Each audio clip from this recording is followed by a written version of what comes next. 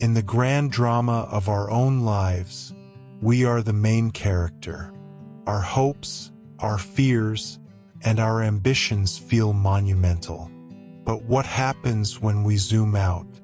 We are tiny specks in a vast universe, living a brief moment in an ocean of time. How do we reconcile our inner world with this cosmic reality? The Stoics taught that true wisdom lies in this very balance. To know ourselves intimately, to accept our smallness with humility, and to conquer the one fear that holds us all captive. Today, we confront ourselves, our universe, and our mortality. Know yourself before it's too late. Death is heavy for him who is known to all, but who, until death, could not know himself. Seneca, Thyself. Some of the most influential and powerful people in the world seem to engage in very little self-analysis. Complete strangers know a lot about them, but the celebrities themselves, either because they are too busy or because it is too painful, seem to know very little about themselves. We can fall into the same sin. We ignore Socrates' maxim, "Know thyself," often realizing that we are doing so to our own detriment, and many years later, one day we wake up and realize how rarely we have asked ourselves, who am I? What is important to me? What do I love? What do I need? Right now, this very second, you have the time to study yourself, to understand your own mind and body. Do not wait. Know yourself before it's too late. What comes to everyone? Alexander the Great and his mule driver died and became one and the same. Either they were received into the same seminal reason, or they were equally dispersed into atoms. Marcus Aurelius Meditations. This journey of self-knowledge is the most personal quest we can undertake. And yet, this unique life, which we spend so much time trying to understand, will ultimately meet the same end as every other. In a world that is becoming more and more unequal in many respects, there are not many egalitarian, leveling things left. And when Benjamin Franklin remarked that in this world nothing can be said to be certain except death and taxes, he did not imagine how well some people could evade the latter. But death, it is still the one thing that everyone has to experience. The same end awaits us all.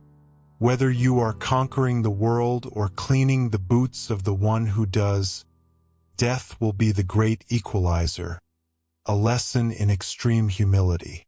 Shakespeare had Hamlet trace this logic in harsh lines, applicable to both Alexander the Great and Julius Caesar.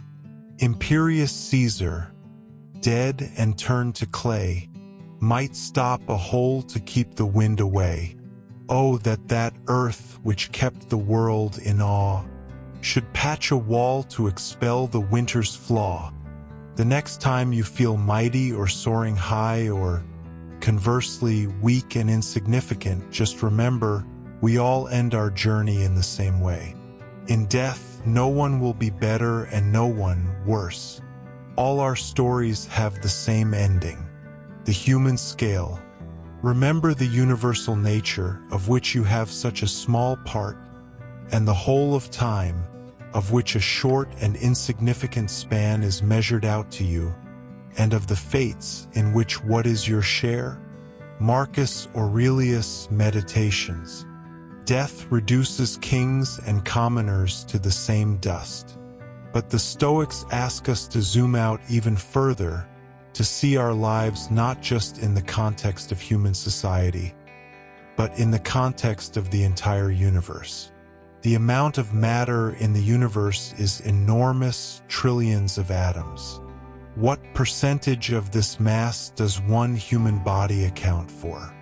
As science tells us, the Earth as a planet is about 4.5 billion years old, and its end is not foreseen in the near future. On the other hand, What is the lifespan of humanity and our personal time on Earth? Perhaps a few more decades? Sometimes it is necessary to lay out many facts and figures before you to fully grasp the scale of the connection between humans and the universe. Remember this the next time you feel you're getting self-important, or when you get the feeling that everything around you is connected to your actions. It is not. You are just one person among many others trying like many others, and that's all you need to do. Fear the fear of death. So do you think that the essence of all evils, ignobility, and cowardice in man is not death, but rather the fear of death? So, against this, I say you should train yourself to this. All your reasonings, exercises in action, and readings and studies should be directed, and you will learn that only in this way do people become free. Epictetus, Discourses.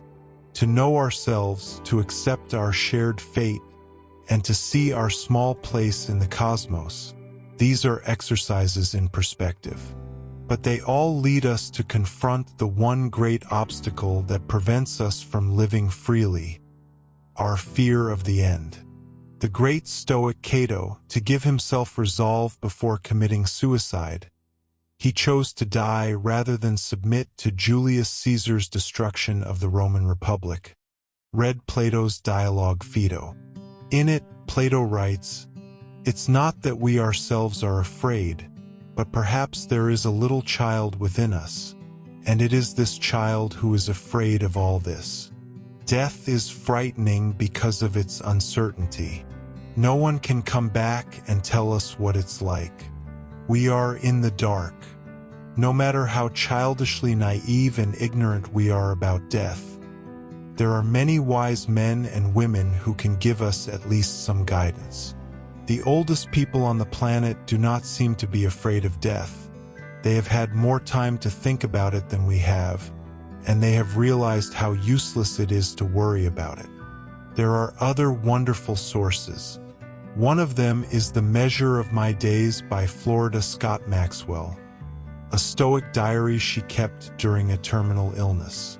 Another is the famous words of Seneca, with which he encouraged his family and friends.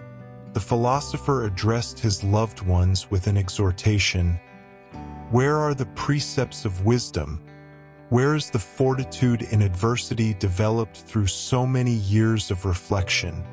Philosophy is full of inspiring brave words from brave men and women that can help us face this fear with dignity. The Stoics have another useful consideration about death. If death is truly the end, what is there to be afraid of? Everything will disappear with you, from your fears to your pain receptors, from your worries to your remaining desires. No matter how frightening death may seem, remember, it contains the end of fear itself. Know yourself, see your place in the grand scheme, and conquer the fear that holds you back. This is the Stoic blueprint for a free life. It's a journey inward to understand who you are, and a journey outward to see the vast, beautiful, and indifferent universe you are a part of. By making peace with our mortality, we are finally free to live. If you are ready to continue this profound journey of self-discovery, subscribe to our channel. A sincere thank you to our partners, whose support makes this exploration possible. By checking them out, you help our community thrive. Let's learn to live without fear together.